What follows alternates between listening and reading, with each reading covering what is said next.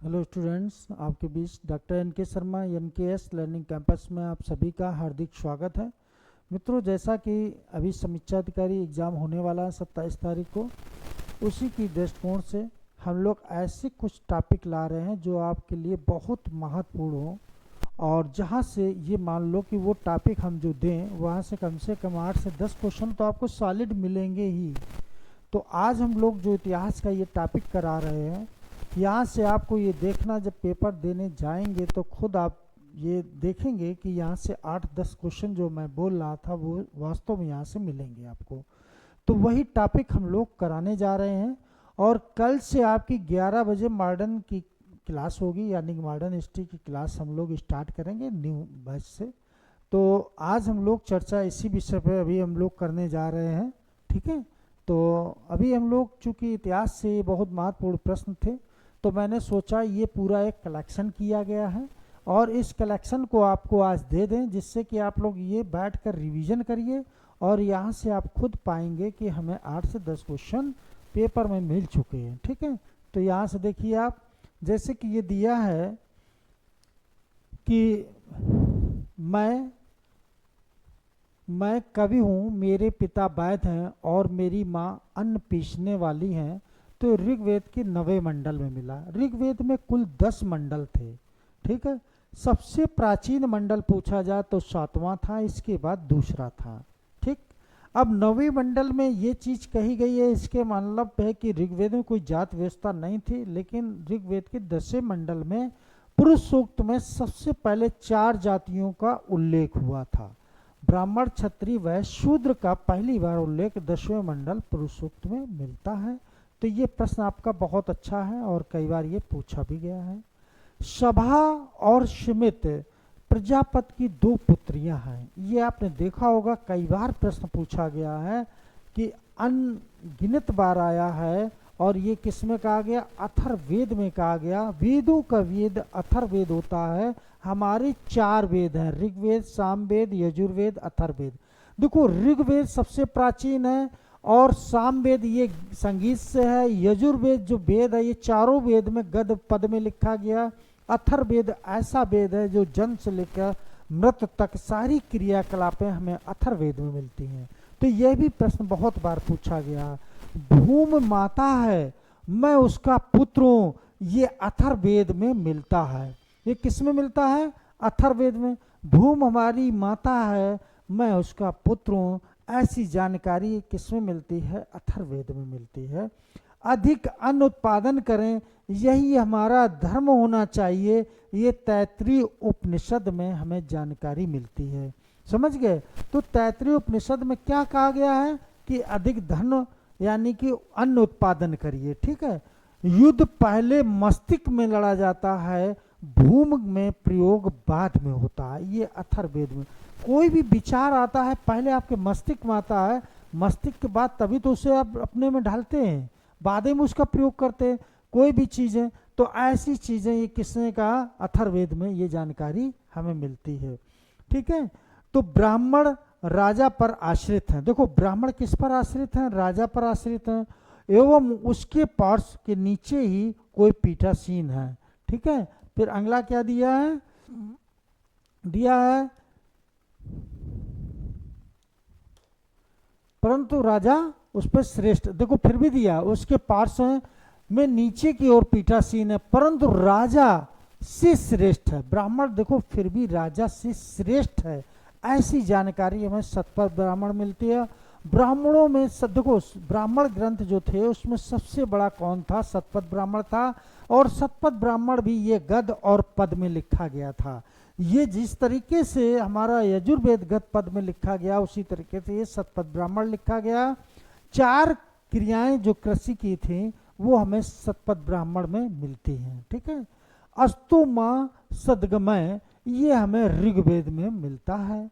सत्यमेव जयते किससे लिया गया? मुंडक उपनिषद से सत्यमेव जयते शब्द लिया गया था, ठीक है। ये बहुत शब्द, ये भी आपने देखा हो कितने बार प्रश्न पूछा जा चुका है। हे ग्रह कारक, तेरी सब कड़ियां टूट गई हैं, शिखर ढह गया है, चित्त संस्कार रहित हो गया है, तथा तृष्णा का नाश हो गया है। महात्मा बुद्ध ने ये ज्ञान प्राप्त के बाद ये बात कही थी, यानी कि जब इन्हें ज्ञान प्राप्त हुआ है, 6 वर्ष कठिन तपस्या करने के बाद बौद्ध गया में ज्ञान प्राप्त हुआ था, निरंजन नदी के तट पर हुआ था। और ये बात तब इन्होंने कहा, चूंकि महात्मा बुद्ध के जो 5 शिष्य थे वो साथ छोड़कर कहाँ चले जाते, बनारस चले जाते। बाद में ज्ञान प्राप्त होने के बाद महात्मा बुद्ध ने सबसे पहले अपना उपदेश वहीं दिया था, जिसे हम लोग धर्मचक्र प्रवर्तन के नाम से भी जानते हैं। तो यह भी चीज आप लोग जानते रहिए, ठीक है। अगला प्रश्न देखिए, बहुत अच्छा प्रश्न। यह भी प्रश्न आपने देखा होगा, पीछे से पूछा गया था कि यद्यपि यूनानी मलेच्छ हैं, क्या है, यद्यपि यूनानी मलेच्छ हैं किंतु वे ज्योतिष के विद्वान हैं, इसीलिए प्राचीन ऋषियों की भांति पूज्य हैं। ये वारामिहिर ने कहा। देखो, इनकी तुलना तो मलेच्छ से की गई, लेकिन ज्योतिष में इतने विद्वान थे, इसी वजह से ये ऋषियों की भांति पूज्य थे, ठीक है। सिकंदर आंधी की तरह आया और चला गया, परंतु भारत अपरिवर्तित रहा, ये विसेंट स्मिथ ने कहा था। सिकंदर वास्तव में जब भारत में विजय की तो उस समय पोरस जब हार जाता है, तब वो खुद ये बात पोरस से पूछता है, बोलो अब तुम्हारे, जब बंदी बना के पहुंचते हैं उसके पास, तब पूछता है बोलो तुम्हारे साथ अब क्या किया जाए। तो पोरस ने ये कहा, एक हरा हुआ राजा क्या बताए, आपकी जो इच्छा हो आप वो मुझे दंड दें, चूंकि मैं तो अब हार चुका हूं। इस बात से प्रभावित होकर उसने पूरा राजपाट लौटा दिया था। तो ये चीज याद रखना, संपूर्ण प्रजा मेरी संतान है, मैं उसकी सुख की कामना करता हूं। ये किसने कहा था, सम्राट अशोक ने प्रथम पृथक शिलालेख में कहा था। और 13वें शिलालेख में कलिंग युद्ध का वर्णन मिलता है, जिसमें 1 लाख लोग मारे जाते हैं, 1.5 लाख लोग घायल होते हैं। इसी से अशोक की जो अंतरात्मा थी काफी एकदम झकझोरी और उसने बौद्ध धर्म को ग्रहण कर लिया। अशोक ने जब कलिंग युद्ध लड़ा था तब वो शैव धर्म का था, ये चीज याद रखना। और अशोक ने 6ठे शिलालेख में ये कहा था कि चाहे मैं अनंतपुर में हूँ, चाहे श्यानकच्छ में हूँ, मैं कहीं भी हूँ, मेरे प्रतिवेदक मुझे सूचना दें कि मेरे राज्य में क्या हो रहा है, ऐसी भी बात कही थी। देवी मैं क्षत्रिय हूँ, प्याज कैसे खा सकता हूँ, ये अशोक ने अपनी रानी तिसरक्षिता से कहा था कि मैं तो क्षत्रिय हूँ और प्याज मैं कैसे खा सकता हूँ। यवनों ने साकेत, देखो ध्यान देना, साकेत और मादिका को रौंद डाला, ये पतंजलि के महाभाष्य में मिलता है। ये भी प्रश्न कई बार पूछा गया है, ठीक है। तो ये चीज आप लोग याद रखना, क्योंकि ये भी प्रश्न आपने देखा है 5-6 बार से आ रहा है कई परीक्षाओं में। अब अगला देखिए, सभी संस्कार वे धर्म है, प्रसाद रहित होकर अपना अपना कल्याण करो, ये कुशीनगर में महात्मा बुद्ध द्वारा दिया गया अंतिम उपदेश था। अंतिम उपदेश जब दिया है तो सुधर्मन था। कौन सुधर्मन, इनका कौन था, तो सुधर्मन इनका शिष्य था, जो महात्मा बुद्ध के बाद यही बौद्ध धर्म का संचालन करता है, अध्यक्ष बनता है। क्षत्रिय वर्ग का व्यक्ति ही राजस्व का अधिकारी होता है, वही शूद्रवंशी राजा घृणा का पात्र होता है, ये चाणक्य ने कहा था, ठीक है। चाणक्य वास्तव में बहुत विद्वान था। चाणक्य इतना विद्वान था कि एक बार जब ये घनानंद के दरबार में पहुंचता है तो घनानंद ने इसको जब निमंत्रण दिया था, क्योंकि ये महापुरोहित थे तक्षशिला महाविद्यालय के, और जब इन्हें निमंत्रण मिलता है तो एक चीज याद रखना, जब ये पहुंचते हैं तो इनकी सीट पर एक शूद्र को बैठाल देता है घनानंद, और जैसे ये पहुंचते हैं तो वो एकदम सब खड़े होकर हंसने लगते, खूब मजाक उड़ाते हैं। तब ये चाणक्य ने समझ लिया कि आज जरूर यहाँ कोई षड्यंत्र हो रहा मेरे खिलाफ। चाणक्य ने तुरंत ये सब भांप लिया और वहाँ से धीरे से निकल जाता है, और उसने ये प्रतिज्ञा की थी कि आज जो तुम मेरे साथ कर रहे हो, ये मैं वचन लेता हूँ कि तुम्हारे वंश को तुम्हें बिल्कुल नष्ट कर देंगे। वास्तव में चाणक्य ने जो सोचा था जो वही उसने कर भी दिया था। चाणक्य ने वास्तव में इसी वजह से अपने यानी कि मिशन के लिए अभियान चालू किया, और चाणक्य ने बाद में एक ऐसे बालक की तलाश कर रहे। बालक क्या, एक बार जा रहे गुजर रहे थे, जब कोई बहुत ज़्यादा परेशान होता है तब उसको बस एक ही चीज़ याद आती है कि अपने लक्ष्य को कैसे प्राप्त करें। तो एक जगह राजकीलम खेल हो रहा था, उस जगह एक बालक जो था वो उसका हेड बनता है। चाणक्य की जब नज़र पहुंचती है, चाणक्य ने पूछा बेटा तेरा नाम क्या है, बुलाते हैं, तब उसने बताया। तुम्हारा मालिक कौन, बताया। जब मालिक के पास पहुंचे तो उसे 60 का सापड़ में उसको खरीदा, और इसके बाद वही चंद्रगुप्त मौर्य को इतना जब इसने शिक्षित दीक्षित कर दिया और बाद में अपनी बात रखता है, तब चाणक्य ने जब बात रखी तो खुद चंद्रगुप्त मौर्य ने घनानंद को मारा था। ठीक है, अटैक किया राज पर और उसको मारा, और उसके यानी कि बाल पकड़ के उनके चरणों पर डाल दिया, यही मेरी गुण रचना है। तो ठीक है, तो चाणक्य ये चीज़ याद रखना। चाणक्य का हमने आपको पहले इतिहास बताया था। प्राचीन भारत के इतिहास में गुप्त काल की वही स्थान है जो यूनान के इतिहास में पेरिक्लियन युग का था। ये डॉक्टर बर्नेट ने कहा था। किसने कहा था? डॉक्टर बर्नेट ने।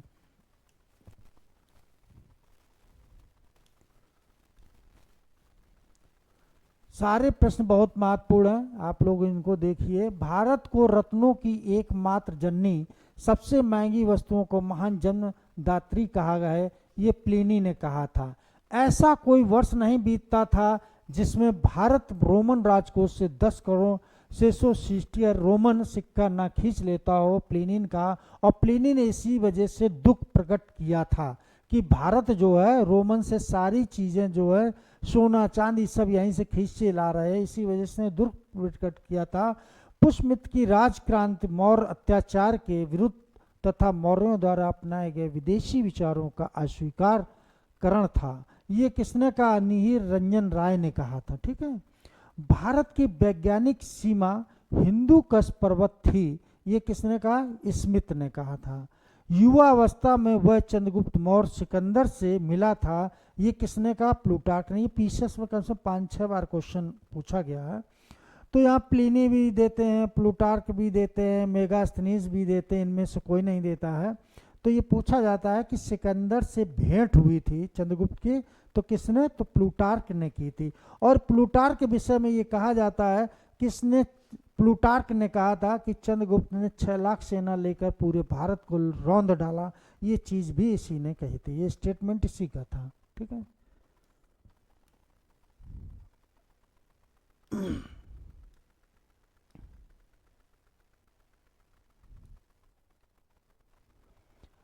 हर क्षण हर स्थान, चाहे वह रसोई घर हो, चाहे अनपुर में हो अथवा उद्यान में हो, मेरे प्रतिपादक मुझे कार्यों के संबंध में सूचित करें। अशोक के 6ठे शिलालेख। देखो मैंने अशोक के 14 शिलालेख के विषय में आपको बताया था कि अशोक ने अपने 6ठे शिलालेख में ये कहा था, मेरे प्रतिवेदक अपने राज्य में भ्रमण करें और भ्रमण करने के बाद मुझे ये सूचना दें कि मेरे राज्य में क्या हो रहा, कोई भूखा तो नहीं है, कोई प्यासा तो नहीं मर रहा है, मेरे राज्य में कोई सताया तो नहीं जा रहा है। ऐसी बात अशोक ने कही थी, अपने 6ठे शिलालेख में कही थी। ठीक है, सभी धर्मों के लोग सभी जगह रह सकते हैं, 11वें में कहा था। और ये 13वें शिलालेख में उसने कलिंग युद्ध का वर्णन किया था। और कलिंग युद्ध जब लड़ा अशोक ने, तो उस समय ये शैव धर्म का था। और इसी के बाद अशोक ने जब 1 लाख लोग कलिंग युद्ध में मारे जाते, 1.5 लाख लोग घायल होते हैं, इसके बाद अशोक की जो अंतरात्मा झकझोरती है, अशोक ने ये प्रण किया कि अब हम ऐसे युद्ध अपने लाभ के लिए बिल्कुल नहीं लड़ेंगे। और अशोक ने एक बार क्वेश्चन और पूछा गया, क्या अशोक ने कलिंग युद्ध के बाद अपना सेना का विघटन कर दिया था? पीसेस में आया था। तो सेना का विघटन नहीं किया था, क्योंकि कोई सेना का अगर विघटन कर देगा तो राजा अपना राजपाट कैसे चलाएगा। लेकिन उसने ये सोच लिया था, हम जब तक अटैक नहीं करेंगे जब तक मेरे राज पर कोई अटैक नहीं करेगा। तो अशोक की सेना का विघटन नहीं किया था, लेकिन उसने बौद्ध धर्म ग्रहण कर लिया था और बहुत उदारवादी बौद्ध धर्म की महायान शाखा, यानी कि यद्यप पूर्वी भारत में अग्रसेन महापद्मनम मगध के सिंहासन पर चंद्रगुप्त मौर्य का अग्रज रहा, तो पश्चिमोत्तर भारत में सिकंदर उसका अग्रदूत था। तो डॉक्टर राय चौधरी का ये स्टेटमेंट था। ठीक है, धम्म की कल्पना अशोक की निजी कल्पना थी, परंतु धम्म की बातें पूर्ण रूप से बौद्ध ग्रंथों से ली गई, ये रोमिला थापर ने। वास्तव में धम्म, अशोक का धम्म के विषय में पूरी चर्चा की थी कि धम्म से अच्छा कुछ नहीं है। अशोक ने ये कहा धम्म से श्रेष्ठ कोई चीज है ही नहीं है, धम्म की जितनी प्रशंसा की जाए कम है, ऐसी बात अशोक ने कही। लेकिन वो धम्म शब्द लिया कहाँ गया था, तो बौद्ध धर्म से लिया गया था। ये स्टेटमेंट रोमिला थापर ने दिया था। देवताओं का प्रिय धम्म विजय को सबसे मुख्य विजय समझता है। ये देखो 13वें शिलालेख में कहता, 13वें में उसने कलिंग युद्ध की भी बात कही है और 13वें में यही बात मिलती है। ठीक है,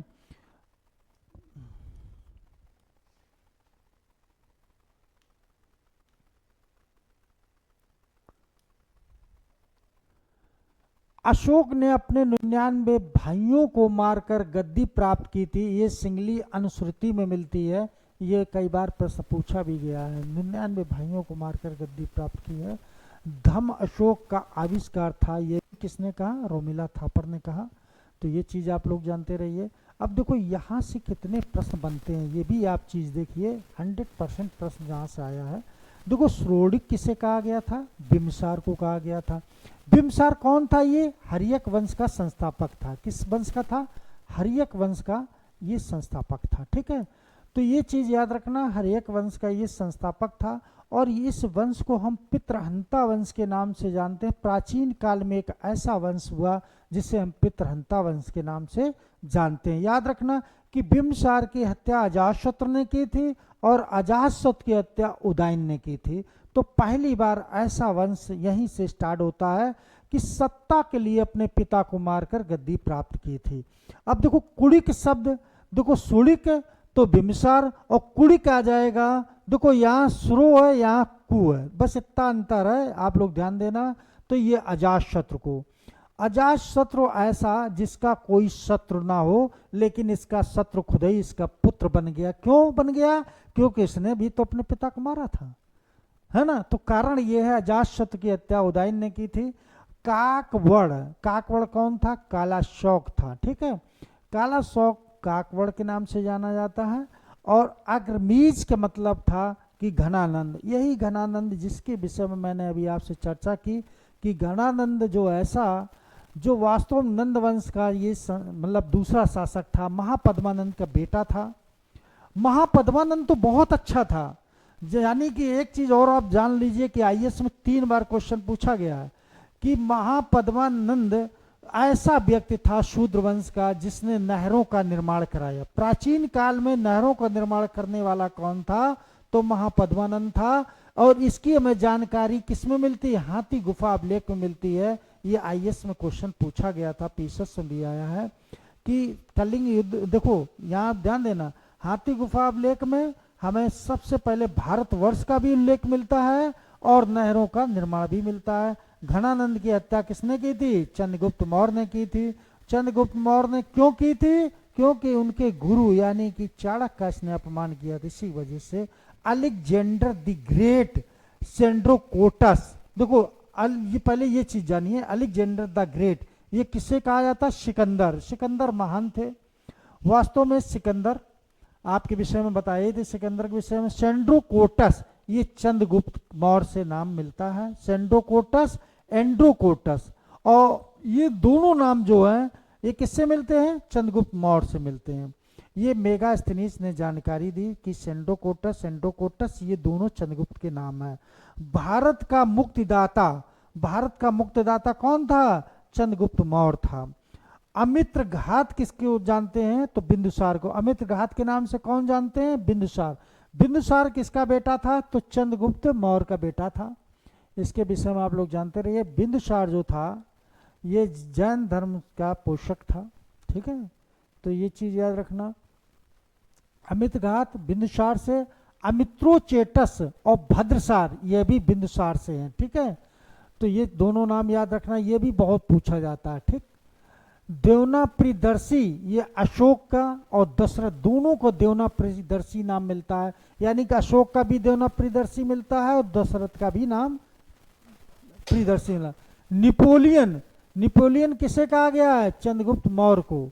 समुद्रगुप्त को, समुद्रगुप्त को निपोलियन, भारत का निपोलियन किसे कहा जाता है, तो समुद्रगुप्त को कहा। 100 युद्धों का विजेता कौन था? समुद्रगुप्त था। दूसरी चीज याद रखना कि दक्षिणापथ और उत्तरापथ, यानी दक्षिणापथ के 12 राजा और उत्तरापथ के 9 राजाओं को हराने वाला कौन था? तो